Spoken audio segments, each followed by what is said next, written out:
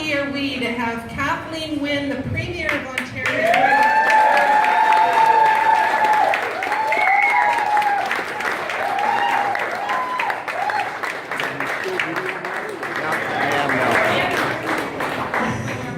I know it's a mouthful. Try it at the door. We're getting used to it now. So we're all here today because we're down to the last few days of the campaign, and it's really exciting.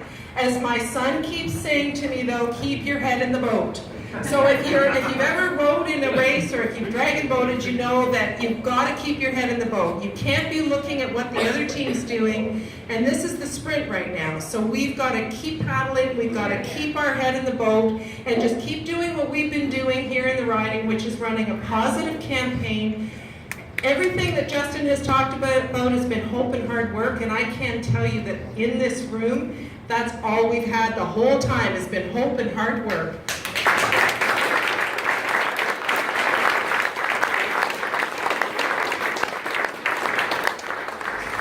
I do want to recognize a couple people that are here. I mentioned Councillor Roger Lapworth. We also have Councillor Alan Elgar here with us.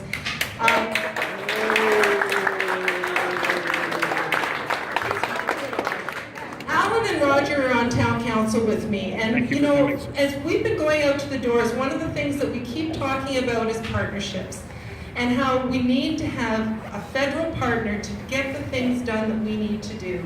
We need to work with the province, we need to work with the municipalities, and we have a Prime Minister right now who will not talk to us and will not talk to the province, any of the provinces, and it's really quite ridiculous. Here we are trying to solve really complex issues, and we have federal leadership who doesn't even recognize that they need to work with the other people. So, I mean, I am so thrilled that we've got municipal leaders here, that we have the Premier here, and if all of you can keep your head in the boat and keep working for a few more days, then we can win this riding. And we also have Max Kahn's dad here. Mr. Kahn is here, and we're very fortunate.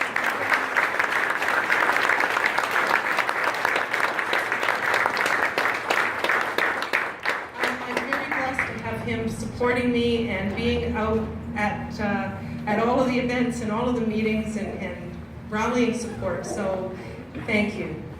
So, without further ado, I know that you don't want to hear from me today. You want to hear from the Premier. So I'd like to welcome her to Oakville, North Burlington, and to our campaign. Thank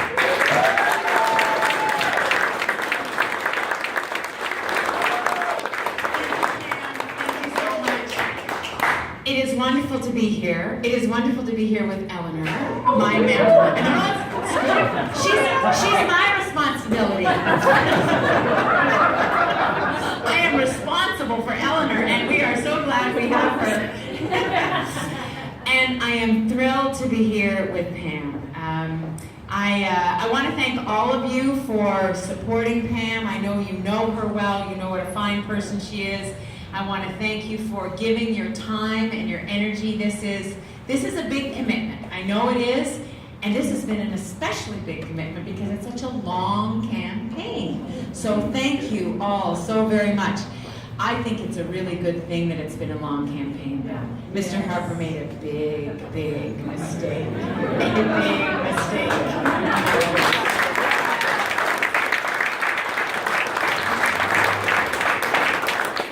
Justin Trudeau and the team he has put around him, people like Pam, have the inner resources and the belief and the strength to go the long mile, and he didn't count on that. He thought he was going to wear you all out, and he hasn't.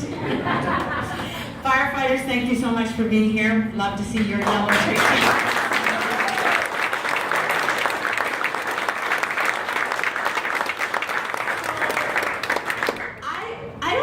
The first time we met Pam, but the way Pam and I bonded was around a project that Pam had taken on, and I think I might have seen you online or on Twitter or something at AMO, and you were promoting these two young girls, Emma and Julia, who were gathering books to send to First Nations kids in the North. And Pam stayed with those kids, worked with them, and I just have such a respect for that kind of commitment. Because you know what?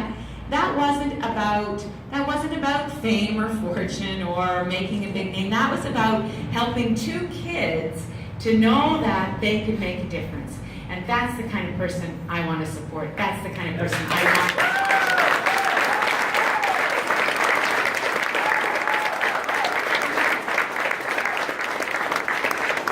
And you know, when I think about that's really what leadership is about. It's about believing that you can make a difference and then gathering the people around you to make that difference. And Pam talked about leadership at the federal level. I would suggest we really don't have leadership at the federal level. I think right now there's a vacuum.